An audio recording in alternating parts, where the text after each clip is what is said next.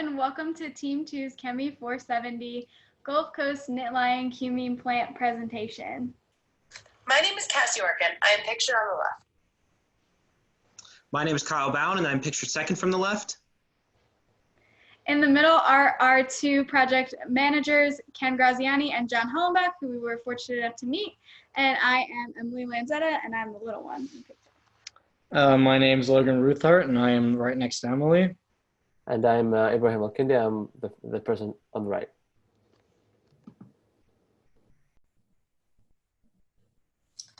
The Knit-Lying Chemical Company, or NLC, has assigned Team 2 to evaluate the optimal use for a new industrial cumene production catalyst.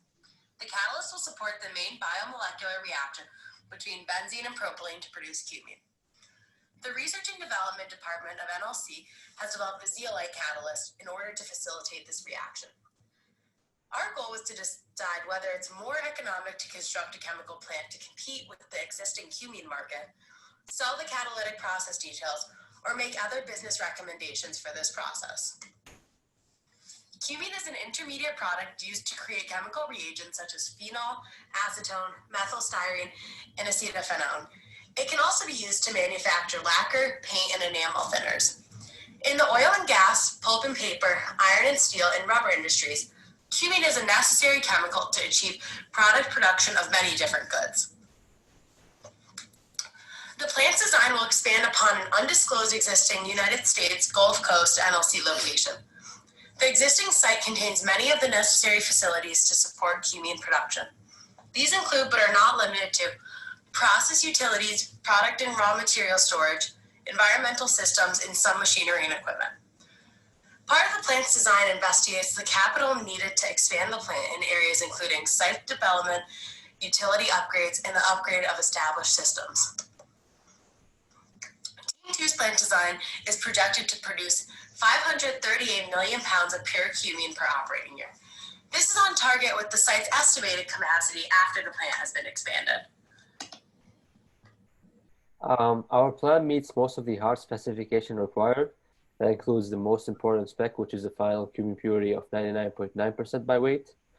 However, the alternative case of decreasing the temperature of the feed by 50 degrees Fahrenheit caused the reactor to produce more DIPB that ended up in the impurities in the final cumene product stream. So it is highly recommended to keep the feed temperature at 150 degrees Fahrenheit. As for the propylene flow, increasing the mass flow rate by 10% did not affect the purity of the final cumene stream. In general, the plant meets most of the hard specification required. The hard specifications that are not met don't affect our economics, and they can be resolved by somewhat adjusting the design. The benzene to DIPB ratio of the feed going to the translocator reactor can be resolved by increasing the benzene flow to the reactor. The cumene reactor maximum temperature in our process is about 414 degrees Fahrenheit, which is above the maximum temperature specified of 400 degrees Fahrenheit. This issue can be resolved by either decreasing the feed inlet temperature to the reactor or increase the number of tubes in the reactor to increase the heat transfer area between the process fluid and the cooling medium. Conversions and selectivities predicted by the R&D data does not exactly match our resulted conversions and selectivities. However, we concluded that those are not necessary to preserve the final cumene product purity. Some specifications are recommended to be met, but they don't have to be necessarily met by the plant. Those are called soft specs. Although all of our soft specs are not met, we have most of our hard specs met, which are essential to be able to sell the final product and generate profit.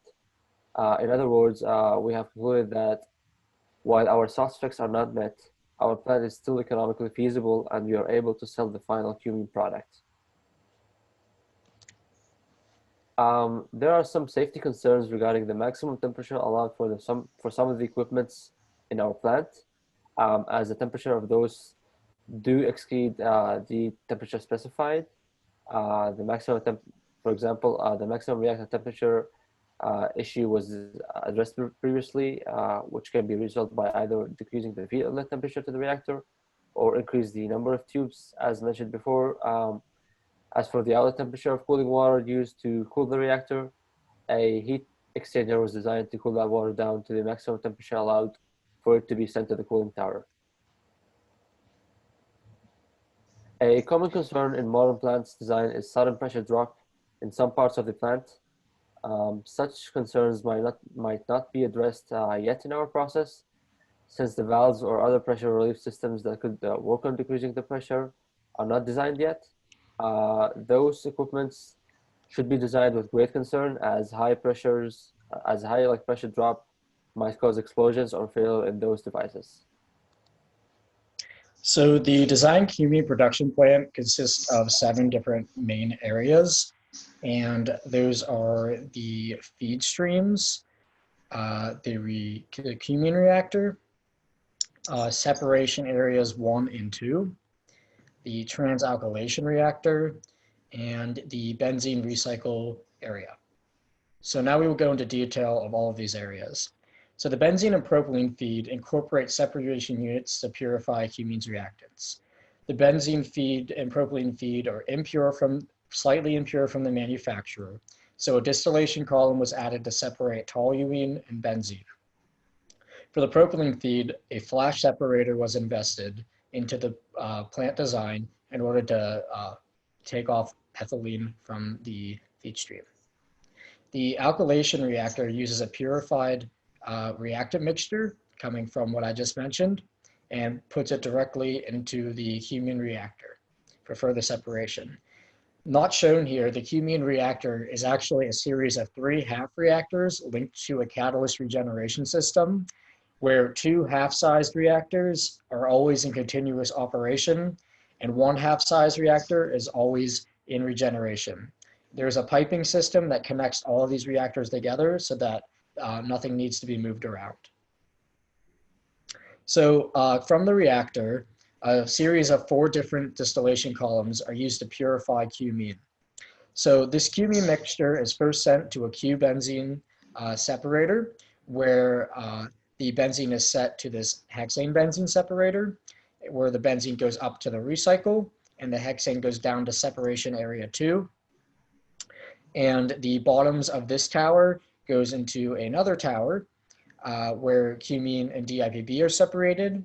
Cumene goes into this distillation column where some of it is impure and recycled back to the first column, and the other bottoms is our product. Note that there is a hydrogen purge on this column as well. So following the cumene DIPB separator down, we go into the second area of distillation separation. So the tops of the cumene DIPB separator are in area 1, and the bottoms go down to these series of columns. DIPB is separated from a little bit of cumene that is purged off to prevent buildup in the transalkylation reactor, which actually inhibits the reaction. The DIPB and TIPB are separated. The DIPB goes into the benzene DIPB mixture, and the benzene from the benzene source of this mixture is right from this column from before. It just goes down. So in the transalkylation reactor, cumene or DIPB and benzene are used to convert 2 molar cumene. And this is really useful because now we can actually recycle cumene back into our process in the cumene mixture, which is helps increase our capacity for the plant.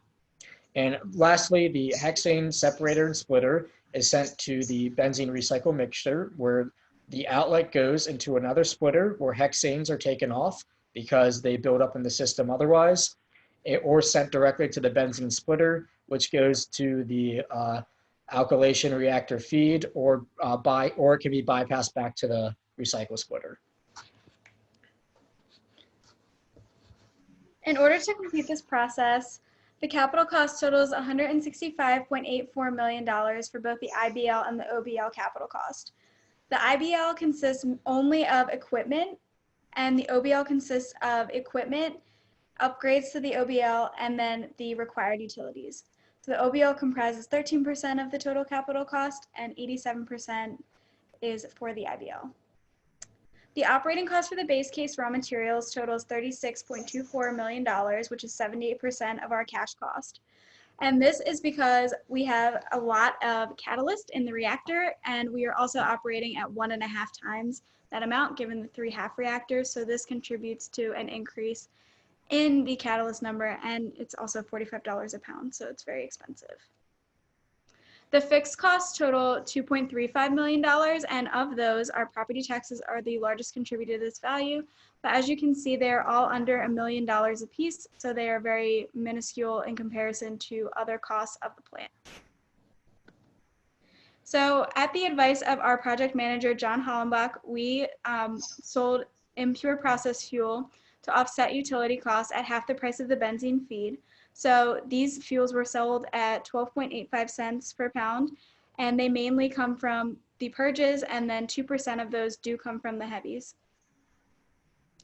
Our selling, general, and administration costs are the smallest operating costs for the plant and make up 17% of our total operating costs, excluding the raw materials, just so that this graph can be seen more clearly. And from there, we also have our byproduct credit making up 28%. 23% goes towards our fixed costs, which include labor, overhead, maintenance, repairs, things like that. And then our utility costs comprise 32%. Cumene costs 42 cents, but in order for us to meet the required netback, the value of cumene needs to be increased to 4.68%, or not percent, cents, which helps us to meet the 15% IRR that is required to reach that netback. So as you can see, the incremental increase of cumene with the IRR increase on this plot shows that once we hit the 4.68 or 868 cents, we do reach our required netback. The plant's cumulative cash flow increases over time. So at the year 2008, when we are operating at 10% of our capacity, it is very, very negative, approximately $140 million negative. And then in the years 2011 to 2012, we crossed from the negative cash flow to positive cash flow, and then we rounded out in the final year of the cash flow model, 2023, making $121 million of cumulative cash flow. Our base case IRR is 11.71%, but this increases with the implementation of potential alternative cases or sensitivities. Here what you're seeing is the alternative cases, and by implementing a hexane case that will be talked about later in the process, we go over the 12% net positive or net present value, and that makes it positive, where with the propylene case that is not happening, and again with the base case also. So our NPV 12 is negative for the base case, and it is positive for the implementation of the potential sensitivities. So our sensitivities were carried out over a potential coronavirus shutdown, which decreased our operating hours from 8,400 to about 7,100. And this obviously pushed our capacity down approximately 100 million, and also put our net present worth, or net present value, very negative. The second case was the natural gas versus Dow-therm to power our fired heater in the OBL. This prompted little to no change, given that it had a very small effect on the OBL utilities. Next, we assessed whether or not having backup pumps would have an impact on our economics, which they did. So we do think that this is very beneficial economically. However, we do gamble with the risk of shutdown if we were to implement this case, which is a little bit risky. And then finally, we decreased our catalyst loading value to see the impact on the cost of raw material for the plant. We decreased it by 92%, which is an arbitrary number, but it did push our net present worth up to $5.5 million.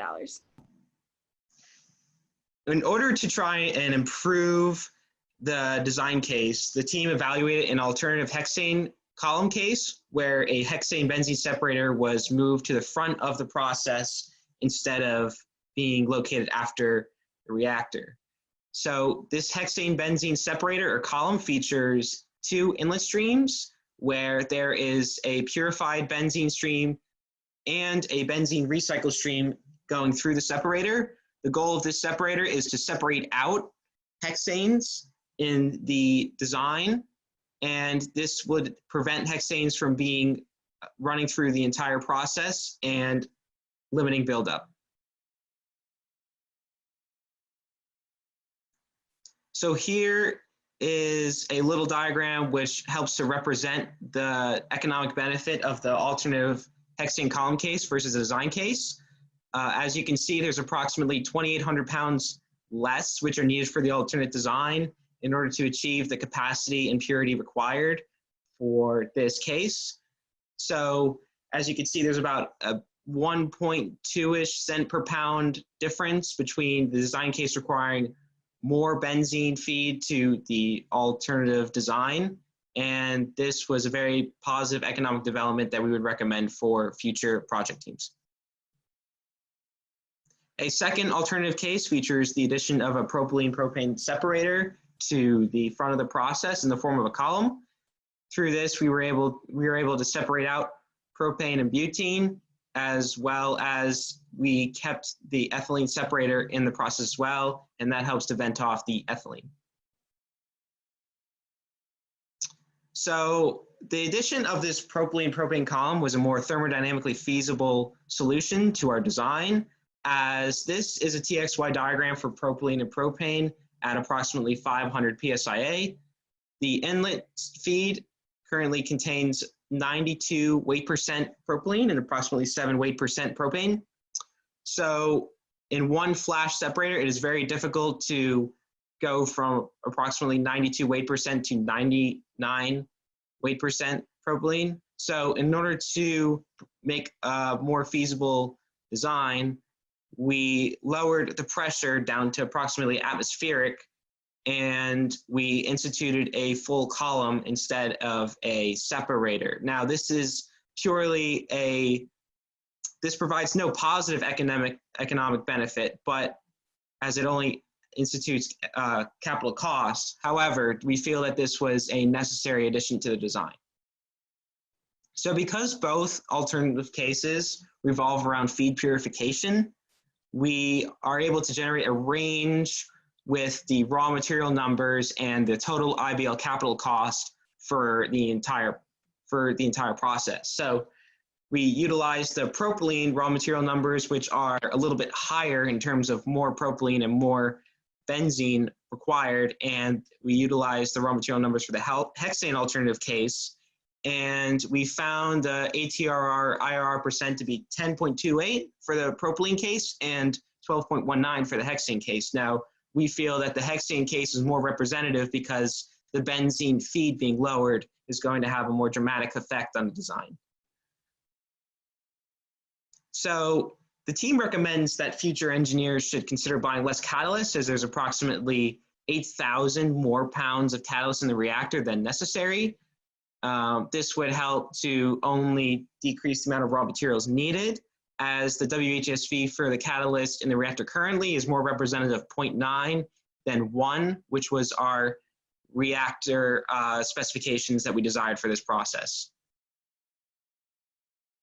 Heat integration should also be considered in order to lower utility costs. As you can see, refrigeration has a very high amount of usage throughout our plant.